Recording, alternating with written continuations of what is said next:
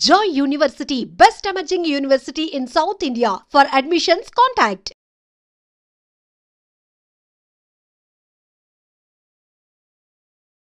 Welcome to iDream. Maoist పార్టీకి మరో ఎదురు దెబ్బ తగిలింది. రంపచోడవరం పరిసర ప్రాంతాల్లో పోలీసులకు మావోయిస్టులు జరిగిన ఎదురు కాల్పుల్లో ముగ్గురు మావోయిస్టులు చనిపోయారు. ఆ ముగ్గురులో గాజర్ల రవి అలియాస్ ఉదయ్తో పాటు అరుణ, అదేవిధంగా గాజర్ల రవి గన్మ్యాన్ అంజు ముగ్గురు చనిపోయినట్లుగా తెలుస్తుంది. సంఘటన స్థలంలో 3 AK-47 పోలీసులు స్వాధీనం చేసుకున్నారు.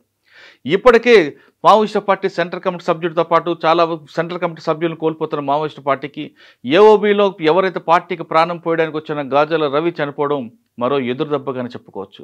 గాజర్ల రవికి సంబంధించిన ముగ్గురు అన్నదమ్ములు కూడా పార్టీలో ఉన్నారు. ఈ ముగ్గురులో గాజర్ల రవితో పాటు మరో వ్యక్తి కూడా చనిపోయారు. కానీ గాజర్ల అశోక్ అతను మాత్రం సరెండర్ ప్రస్తుతం బయట ఉన్నారు. ఇక అరుణ కూడా చలపతి గారి వైఫ్, ఆమె కూడా విశాఖపట్నం పెందూరు జిల్లాకు చెందిన అరుణ ఇవాళ చనిపోయింది. ఇటీవల కొద్ది రోజుల క్రితమే అరుణ భర్త కూడా ప్రాణాలు కోల్పోయారు. మొత్తం మీద చూసుకుంటే ఏఓబీలో పూర్తిగా పార్టీ ఖాళీ అయిందనే విషయం చెప్పుకోవచ్చు. కానీ ఏఓబీలో స్టేట్ కమిటీ సభ్యుడు సురేష్ అదేవిధంగా ఉన్నారు కాబట్టి సురేష్ ఒకసారి కానీ మరొకసారి ఏఓబీలోకి ఎంటర్ అయితే పార్టీకి మరొకసారి పునర్జీవనం వచ్చే అవకాశాలు కనిపిస్తున్నాయి. అయితే గత నవంబర్లోనే సురేష్ ఏఓబీలో తలదాచుకున్న గాజర్ల రవిని కలవడానికి ఏఓబీలోకి రావడానికి ప్రయత్నం చేయడం, వెంటనే గ్రేహౌండ్స్ దళాలు కూడా అక్కడ వెళ్లడంతో సురేష్ ఒరిస్సాకు మాత్రమే పరిమితి అయినట్టుగా కనిపిస్తుంది. మొత్తమే తీసుకుంటే మావోయిస్టు పార్టీకి ఏఓబీలో పూర్తిగా ఉనికిని కోల్పోయినట్టుగానే భావించవచ్చు.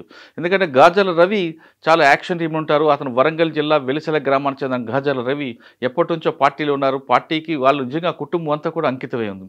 వాళ్ళు బడుగు బలహీన వర్గాల అభివృద్ధి కోసం పార్టీలోకి వెళ్ళిన కుటుంబ సభ్యుల్లో ఒక అశోక్ మాత్రమే సరెండర్ అయ్యారు. మిగతా ఇద్దరు కూడా చనిపోయారు. ఇక అదేవిధంగా అరుణ తమ్ముడు కూడా ఇటీవల కాలంలో పాలసముద్రదని ఎన్కౌంటర్ అరుణ తమ్ముడు చనిపోయారు. అరుణ అమ్మ కూడా పార్టీలోనే చనిపోయారు. ఈ విధంగా తీసుకుంటే 2 కుటుంబాలు కూడా పూర్తిగా పార్టీకి అంకితమై ఉన్నాయి. అటువంటి అంకిత గల సభ్యులు పార్టీని కోల్పోవడం పార్టీకి పెద్ద దెబ్బగానే చెప్పొచ్చు. మొత్తం మీద తీసుకుంటే అమిత్ షా ఇచ్చిన డెడ్ లైన్కి ముందే వీళ్ళందరూ కూడా పార్టీకి నష్టం జరుగుతుందని తెలుస్తుంది. అమిత్ షా ఇచ్చిన 2026 మార్చి సరికి ఖచ్చితంగా 6 రాష్ట్రాల్లో మావోయిస్టు ఉనికి కనపడకూడదని ఒక టార్గెట్ ఇవ్వడంతో అందుకు అనుగుణంగా 6 రాష్ట్ర పోలీసులు కోఆర్డినేషన్ చేసుకుంటూ వెళ్లడంతో పార్టీకి పెద్ద దెబ్బగానే చెప్పొచ్చు. ఒకవైపు ఛత్తీస్గఢ్, మరోవైపు జార్ఖండ్, మరోవైపు ఒడిశా, ఇంకోవైపు ఆంధ్ర, తెలంగాణ, ఈ 6 రాష్ట్రాల పోలీసులు కోఆర్డినేషన్తో వెళ్ళడం, ఈ 4 రాష్ట్రాల పోలీసులకి ఆంధ్ర, తెలంగాణ సంబంధించిన ఎస్ఐబి కానీ గ్రేహౌండ్స్ ఇన్పుట్స్ ఇవ్వడంతో మిగతా 4 రాష్ట్రాల పోలీసులు మావోయిస్ట్ ఆపరేషన్కి చాలా ఫాస్ట్గా వెళ్తున్నారు. ఆపరేషన్ కగార్ అని పేరు మీద ప్రారంభించిన ఈ ఆపరేషన్లో ఆంధ్ర, తెలంగాణ సంబంధించిన గ్రేహౌండ్స్ అధికారులు ఎస్ఐబి వాళ్ళ ఇన్పుట్స్తో సక్సెస్గానే వెళ్తుందని భావిస్తున్నారు. మరోవైపు కేవలం ఎన్కౌంటరే కాకుండా ఎవరైతే జనజీవన శ్రమతలకు వస్తారో వాళ్ళకి ప్రభుత్వ పథకాలు అందిస్తామంటూ 6 రాష్ట్రాల ఉన్నతాధికారులు చెప్తున్నారు. కానీ పార్టీకి అంకితమైపోయి బడుగు బలహీన వర్గాల అభివృద్ధి కోసం పార్టీలకి వెళ్ళిన వాళ్ళు అయితే మరణంతోనే ఉండాలి, లేదా మనం బుల్లెట్తో రాజ్యం సాధించాలని నమ్మే వాళ్ళు మాత్రం బయటికి రాకుండా ఈ విధంగా గాజర్ల రవిలో కానీ, లేదా మనం చూస్తున్న బసవరాజు కానీ, అదేవిధంగా చలపతి కానీ వీళ్ళందరూ కూడా పార్టీని కోల్పోతున్నారు.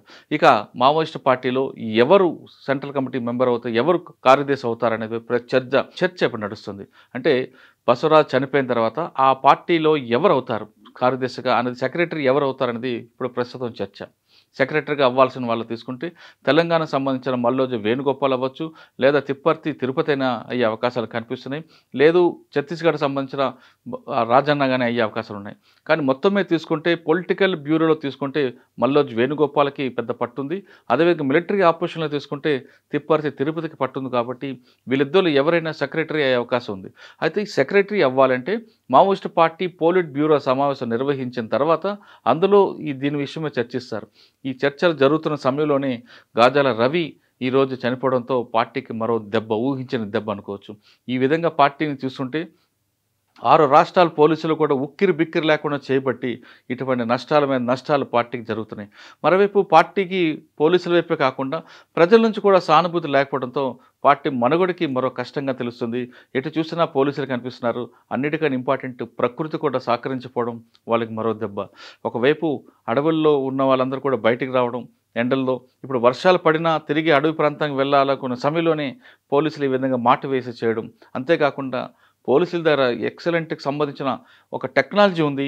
ఆ technology drone technology, thermal technology వాడడం, అడవిలో ఎవరు ఎక్కడ తిరుగుతున్నా బంకర్లో దాక్కున్న ఆ డ్రోన్ టెక్నాలజీ అంటే థర్మల్ టెక్నాలజీ ద్వారా పిన్ పాయింట్ పట్టుకొని కరెక్ట్ టైంకి వెళ్ళి అక్కడ ఎన్కౌంటర్ చేస్తున్నారు. మనం ఇదంతా ఒక పార్ట్ అయితే, మనం ఇప్పుడు ఇటీవల చూస్తున్న బసవరాజు గారి విషయంలో కానీ, అదేవిధంగా చలపతి గారి విషయంలో కానీ, ఇప్పుడు గాజాల రవి, వీళ్ళందరూ పోలీసులు కేవలం సెంట్రల్ కమిటీ మెంబర్లు మాత్రమే, స్టేట్ కమిటీ మెంబర్లు మాత్రమే టార్గెట్ చేస్తున్నట్లుగా ఈ వరుస సంఘటనలు మనకి రుజువు చేస్తున్నాయి. ఎందుకంటే ఇప్పుడు మనం చూసిన 3 ఎన్కౌంటర్లు వాళ్ళకి పట్టుకొచ్చి హింసించి చంపినట్లుగానే దాఖలాగా ప్రజా సంఘాలు ఆరోపిస్తున్నాయి. అందుకు అనుగుణంగానే వాళ్ళ ఫేసులు కూడా క్లియర్గా ఉన్నాయి. ఒంటి మీద ఎలాంటి దెబ్బ కూడా కనపట్లేదు. కానీ ఇటీవల జరిగిన ఎన్కౌంటర్లో ఎక్కడ చూసుకున్నా మావోయిస్టు పార్టీ మిగతా సభ్యులు, మిలిషియన్ సభ్యులు దారుణంగా ఒంటి మీద తుపాకీలు, బుల్లెట్ దెబ్బలతో చనిపోయిన సంఘటనలు కనిపిస్తున్నాయి. కానీ ఈ ముగ్గురు మాత్రం ఆ విధంగా కనిపించట్లేదు. అంటే పోలీసులు కూడా కింద స్థాయి సభ్యులు కాకుండా కేవలం టార్గెట్ని సెంట్రల్ కమిటీ మెంబర్ని, స్టేట్ కమిటీ మెంబర్లే ఎంచుకున్నట్లుగానే మనకు వరుస సంఘటనలు రుజువు చేస్తున్నాయి. అంటే మరోవైపు మనకున్న అనధికార సమాచారం ప్రకారం 6 రాష్ట్రాల పోలీసులు సెంట్రల్ కమిటీ మెంబర్ ఎవరైనా ఆచూకీ తెలిపితే వాళ్ళకి లక్షలాది రూపాయలు ఇవ్వడానికి కూడా సిద్ధంగా ఉన్నారు. ఆ విధంగా డబ్బులు కుమ్మరించడంతో కొంతమంది పార్టీ వాళ్ళే కోవట్టుగా మారి ఇన్ఫర్మేషన్ ఇవ్వడం ఇటీవల జరిగిన ఈ విధంగా పెద్ద పెద్ద నష్టాలు జరగడానికి మరొక కారణంగానే మనం చెప్పుకోవచ్చు. ఇదంతా ఇలా జరుగుతుంటే మరోవైపు బీజాపూర్లో కూడా ఎవరైతే లొంగిపోయారో వాళ్ళందరినీ కూడా మావోయిస్టు పార్టీ వాళ్ళ తీసుకువెళ్ళి ముగ్గురిని హత్య చేశారు ప్రజాకోర్టులో పెట్టి. కారణం వాళ్ళు పోలీసుకి ఇన్ఫార్మ్గా మారి పార్టీకి నష్టం చేకూరుస్తున్నారనే భావంతో వాళ్ళని ప్రజాకోర్టులో పెట్టి ముగ్గురిని ఉరితీశారు. మరో 12 మందిని కిడ్నాప్ చేశారు. 12 మంది ఆచూకీ కోసం అటు బీజాపూర్ పోలీసులు కూడా తీవ్రంగా గాలిస్తున్నారు. ఈ విధంగా తీసుకుంటే టోటల్గా మార్చి 26 సరికి పార్టీకి భారీ నష్టం జరిగే అవకాశం అయితే చాలా స్పష్టంగా కనిపిస్తుంది. ఇంకా ఇప్పుడు ఉన్న తక్కిడిపల్లి వాసుదేవరావు గారు కావచ్చు, కట్ట రామచంద్రారెడ్డి కావచ్చు, మళ్ళా రాజరెడ్డి గారు కావచ్చు, ఇలా కొంతమంది తెలుగు వాళ్ళు ఉన్నారు. వాళ్ళందరూ సెంట్రల్ కమిటీలో ఏ విధంగా ఉంటారనే విషయాన్ని కూడా మనం ఆలోచించాలి. మొత్తం మీద తీసుకుంటే సెంట్రల్ కమిటీలో గతంలో 45 మంది ఉండేవారు తెలుగు వాళ్ళు. తెలుగు అంటే తెలుగు వచ్చిన వారు తెలంగాణ కానీ ఆంధ్ర కానీ. ఇప్పుడు అది 17 పడిపోయింది. ఈ 17 మందిలో ముప్పాల గణపతి కానీ వీళ్ళందరూ కూడా వయసు మీరేది, వాళ్ళు కూడా నడవలేని స్థితిలో ఉన్నారు. కాబట్టి వాళ్ళ ఆచూకీ ఎలాగుందనే విషయం కూడా ఆందోళన కలిగిస్తుంది. ఇక పూర్తిగా గతంలో ఆబూజ్మడి వరకే పరిమితమైన మావోయిస్ట్ పార్టీ ఇప్పుడు మధ్యప్రదేశ్లో నేషనల్ పార్క్కి మకాం మార్చింది. ఎందుకంటే నేషనల్ పార్క్ అనేది వాళ్ళకి బాగా పెట్టని కోట, అక్కడ సేఫ్ జోన్గా భావించి ఇటు తెలంగాణ కానీ ఇటు ఆంధ్రప్రదేశ్ కానీ రాకుండా అబూజ్మడ్ పూర్తిగా సిఆర్పిఎఫ్ క్యాంపులతో ఉన్నాయి. కాబట్టి అటు కంప్లీట్గా నేషనల్ పార్క్ వెళ్ళి అక్కడ కూడా ఎన్కౌంటర్ జరగడంతో ఇప్పుడు ఇటువైపు వెళ్ళాలనేది వాళ్ళకు ఒక ప్రశ్న. ఇకపై కానీ తెలంగాణ కానీ ఆంధ్రప్రదేశ్ కానీ వచ్చే దాఖలాలు మాత్రం ఎక్కడ కనపట్లేదు. ఎందుకంటే తెలంగాణ ఆంధ్రప్రదేశ్లో ఎస్ఐవి, గ్రేహౌండ్స్ ఈ రెండు రాష్ట్రాలకి ఒక పెద్ద పెట్టిన కోట కాబట్టి, ఒక ఆస్తి కాబట్టి ఈ 2 ఏజెన్సీస్ కానీ కలిస్తే పార్టీకి పూర్తిగా ఉనికికే దెబ్బ అవుతున్న ఉద్దేశంతో వాళ్ళు ఎవరు తెలంగాణ వైపు కానీ ఆంధ్ర వైపు కానీ చూడకుండా కంప్లీట్గా నేషనల్ పార్కే ఉండి కొంతకాలం తర్వాత పార్టీకి పునర్జీవం తీసుకొద్దాం ఉద్దేశంలో ఉంటుండగానే మనకు సమాచారం. ఇదంతా ఒక పార్ట్ అయితే, మరోవైపు పార్టీని లీగలైజ్ చేస్తే ఎలా ఉంటుంది అనే ప్రశ్న మావోయిస్ట్ పార్టీలో చర్చగా నడుస్తుంది. పార్టీని లీగలైజ్ చేస్తే కొంతకాలం మనందరం బ్రీతింగ్ తీసుకోవచ్చు, పార్టీని తిరిగి మనం పునర్జీవం కల్పించవచ్చు అనే ఉద్దేశం కూడా నడుస్తున్నట్లుగా ఉంది. ఎందుకంటే 1977లో కొండపల్లి సీతారామ గారు కూడా ఇదే విధంగా పోలీసులు ఒత్తిడి తట్టుకోలేక పార్టీని లీగలైజ్ చేశారు. దాంతో కొంత ఊపిరి వచ్చింది కాబట్టి, అదేవిధంగా 2004లో చర్చల సమయంలో కూడా పార్టీ కొంత బ్రీతింగ్ టైం దొరికింది కాబట్టి ఇటువంటివి ఏవైనా చేస్తే బాగుంటుంది, లేదని పార్టీ పూర్తిగా నష్టం జరిగే అవకాశం ఉందని పార్టీలో అంతర్గత చర్చ జరుగుతున్నట్లుగా మనకు సమాచారం. మొత్తం మీద తీసుకుంటే 2026 సరికి పార్టీ ఉంటుందా అంటే ప్రభుత్వాన్ని పైచే అవుతుందా, పార్టీది వ్యూహం ప్రకారం ముందుకు వెళ్తారనేది కాలమే సమాధానం చెప్పాలి.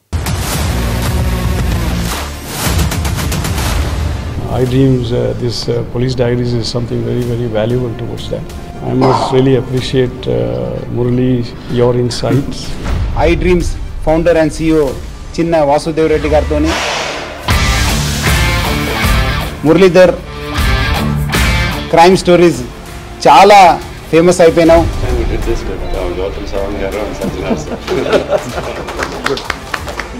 Well done. Congratulate him for doing so well. And I congratulate him, his boss also, for doing so well.